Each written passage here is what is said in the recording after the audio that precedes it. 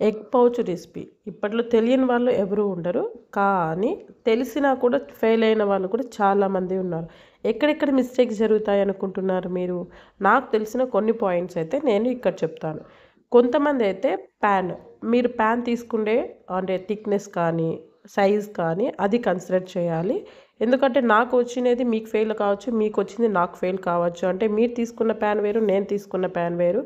అలాగే second flame, మరియు high ఫ్లేమ్లో పెట్టారా, లో ఫ్లేమ్లో పెట్టారా అనేది కూడా ఒక పాయింట్. అలాగే ఆయిల్ కంటెంట్ అయితే బాబోయ్, అసలు ఆ రెసిపీ అంతా ఆయిల్లో స్నానం చేసి వస్తున్నదా అనేటట్టు ఆయిల్ వేస్తున్నారు. మరీ అంత దారుణంగా కాదండి, ఏదో 1-2 స్పూన్స్ ఎనఫ్. మీరు ఒకవేళ మరీ రాలేదు అంటే మీరు కొద్దిగా వేసుకోవచ్చు, కానీ ఒకటేసారి పోసేసి అదేదో డీప్ ఫ్రై చేసినట్టు చేసేస్తున్నారు. అది ఒకటి. అండ్ ఎగ్స్ వచ్చేసి వేస్తున్నారు, కానీ అది ఉడకకనే ఫ్లిప్ చేస్తున్నారు. అది ఉడకకనే వేయకపోవడం వల్ల షేప్ ఎక్కడొస్తుంది, బ్రేక్ అయిపోతుంది.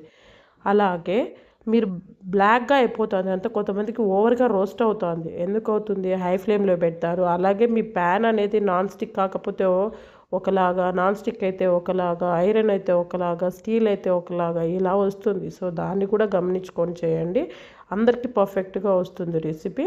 నేను ఇక్కడైతే ఒక ఎగ్ తీసుకున్నాను, టోటల్గా 3 ఎగ్స్, ఒకటి బాయిల్డ్ ఎగ్, అలాగే బ్రేక్ చేసి వేసిన దానికి 2 ఎగ్స్ తీసుకొని అయితే చేశాను. బట్ నాకైతే పర్ఫెక్ట్గా వచ్చింది, టేస్ట్లో కూడా చాలా బాగుంది. బట్ కాకపోతే నేను వేసిండే ప్యాన్కి కొద్దిగా వెడల్పుగా అనిపించి లోపల బాయిల్డ్ ఎగ్ పైకి అనిపిస్తుంది, కానీ బట్ నాకు తెలిసే అవుట్పుట్ పర్ఫెక్ట్.